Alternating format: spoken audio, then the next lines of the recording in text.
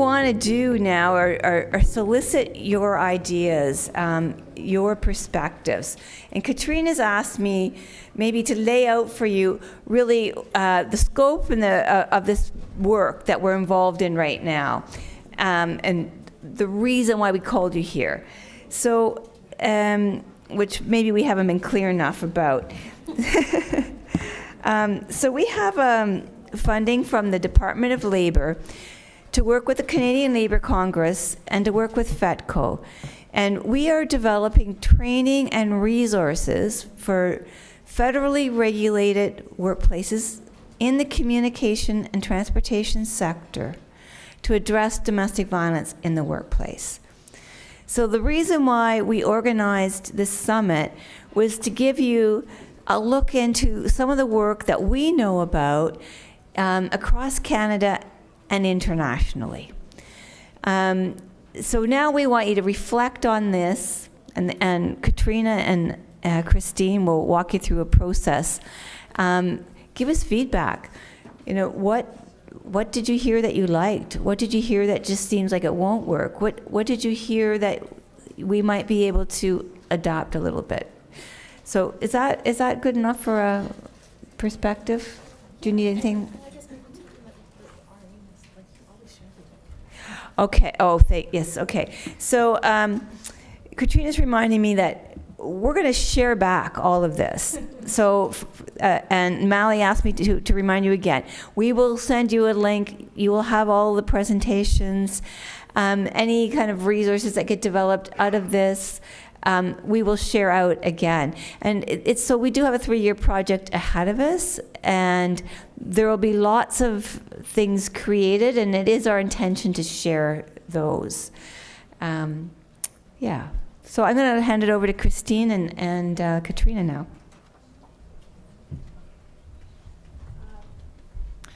So we have a couple of different tasks for you to do with that in mind. And I feel like I've spent some time saying, well, we're not exactly sure yet, but this is part of, as Barb said, seeing what's already there and then also getting your feedback on what we need.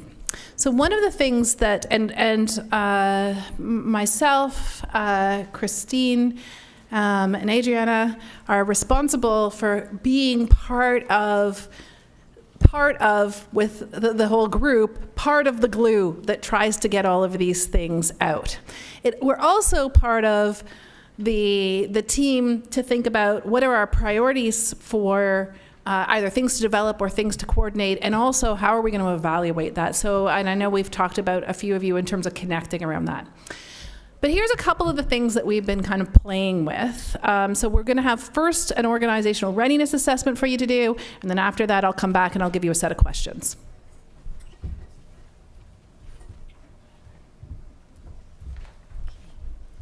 Thanks, everyone. So it's this large flag-like document, and this was so that we didn't have 6-point font. Because I wanted to make sure that the document had everything on a single page. Because the first thing we're hoping everyone will do individually is tell us a little bit about your organization, whether you are in the public sector, whether you're not-for-profit. There's, I think, one of these 4 dots, you can just circle it. Whether your organization is small, medium, or large, and your industry. Just so that we can kind of keep track of some of the demographic information from the organizations in the room. The next thing I'm hoping everyone can do, you will see there are 12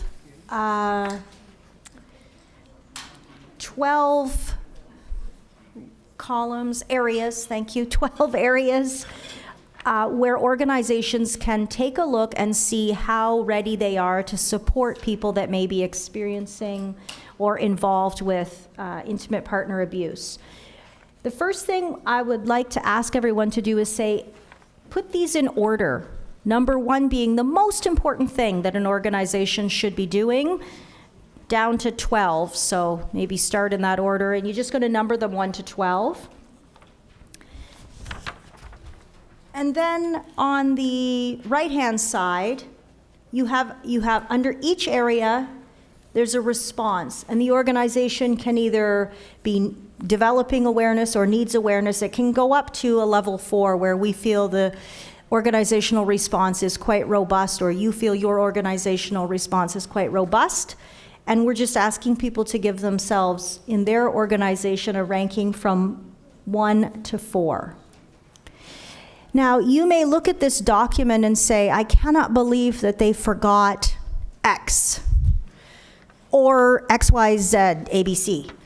We have a beautiful blank canvas on the back of this document where we encourage you, welcome you. If there's something you really feel was missing in those 12 items, please share with us, because your feedback will help shape the ultimate final draft of this document. And so we'll give you some time to do that. How much time are we giving?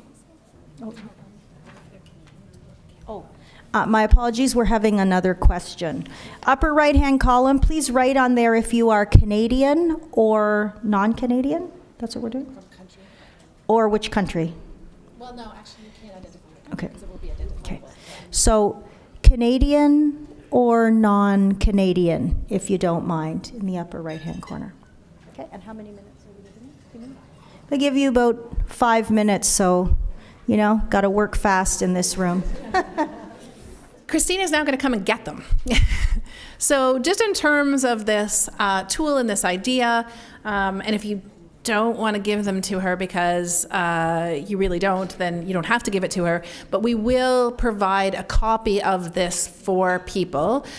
In fact, one of the presentations was really a workshop around this particular tool. This is the first time we're kind of trying it out, to take a look at it, refine it. One of the reasons why we're ranking it 1 to 12 is to think about, is there consensus in this group of people who are at the vanguard of this issue? Is there consensus in this group around what are the most important dimensions? So this is not the only iteration of this. It is not also one that I think is ready to use yet, but this is our opportunity to get data from you around your kind of thoughts around these various areas, which is why we're collecting it. Does that all make sense? Okay? Thank you. And now that we're mining you for data, I'm going to mine you for data again. Hey, can you tell that I work at a university and I'm a bit geeky about data? Now, the other bits of data have to do with some direction, some guidance perhaps, and some kind of wish list for us. So also, this is a table exercise, and on your table, you will find a sheet, and then when I'm done speaking, if you don't have a sheet, put your hand up and I'll make sure that you get one. And on that sheet, there are 3 questions. And I want one person to be the scribe in the table because, again, I want this sheet returned to us. The questions are, what did you hear in this day that you liked and that you think I can immediately use that? So what did you hear that you thought was a really valuable bit of information or tool or resource or perspective? The second question has to do with barriers. So what are do you think the main barriers within your organization might be that we need to think about when we're starting to plan and to collaborate around how are we going to move forward with implementing some of these policies, procedures, trainings. And then the third question are, really quickly, what tools or resources would you like to have a repository of that you could pull from to say, I want these to be available. Maybe they're developed and we can pull them together, or maybe they need to be developed. So you don't have to answer them in order, but one person in your table has to write legibly enough that one of us can read it, and I'm a very illegible writer, so that means that there are many people around who are pretty good at reading illegible writing, but one person, please record those answers. We will feed those back, but it's going to be helpful in terms of what our next steps are. Does anybody have any questions? And I'll just thank you in advance. I know that this is Friday afternoon, so please take 15, 20 minutes and fill out that feedback. So we're really coming to a close now. But before we leave, does anybody have any last observations or questions or something you want to put out into the room? Vicki? So I just want to acknowledge the folks from the shelters and the service organizations in the room, because I think it's really important to see, although you're not a formal partner in this collaboration, you're still a very important partner in how we work this out. And I've had many discussions with shelter organizations over the last while about the need to help promote the work that shelters do beyond providing shelter. And a lot of what we're trying to do here hinges on having access to that work, building capacity, and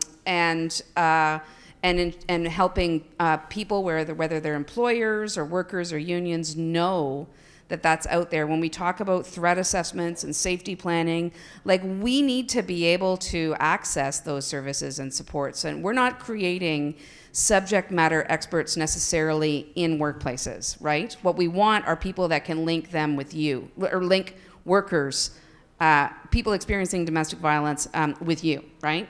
And so I just want to acknowledge that, right? And to say that one of the things that we may want to do in future conversations is to talk about and consider what needs to happen to help sustain this work, right? Yeah, so that's all I want to say, as we didn't really, in the plenary space, talk too much about that, so I want to raise it here. Thank you very much, Vicki. Thank you. Does anybody else have anything you want to put in the room before we leave? No? Okay, then. A last reminder that I know we just had you doing a bunch of paperwork, but there's an evaluation in your folder. If you can please fill out your evaluation form and leave it for us, we really appreciate it. And that's the last thing we're going to ask you to do. And now all that's left to do is thank the people that made this all possible. So let's start with the interpreters from Language Marketplace, Doubletree.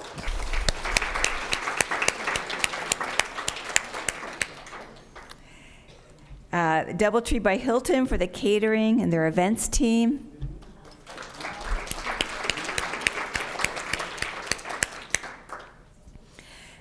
We have Freeman for all our technology needs. Thank you. We have our partners, the Canadian Labour Congress and FETCO, and I especially want to thank the members of those two organizations who are going to be part of the advisory committee on an ongoing basis, and they are listed in the program with the exception of Roxana, whose last name, I'm sorry, I can't remember. Roxana is not listed there because she came on later. Thank you, Roxana. I want to thank Barb Potter, Mally Bond, Sarah Stratman for getting us all together. You can't believe we had a month to do this. They have worked day and night, literally, on the logistics of this. I can't tell you what a pleasure, what an honor it is to work with people who just throw themselves into the work, heart and soul, and make it all happen. Thank you.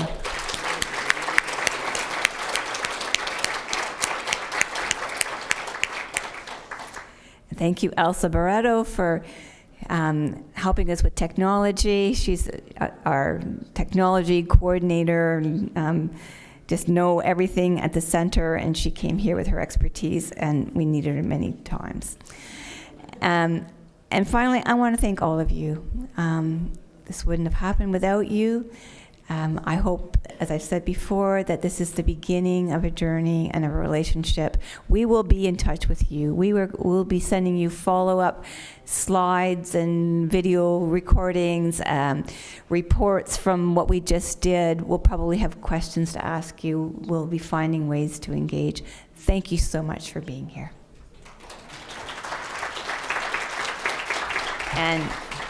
safe journey home, everyone.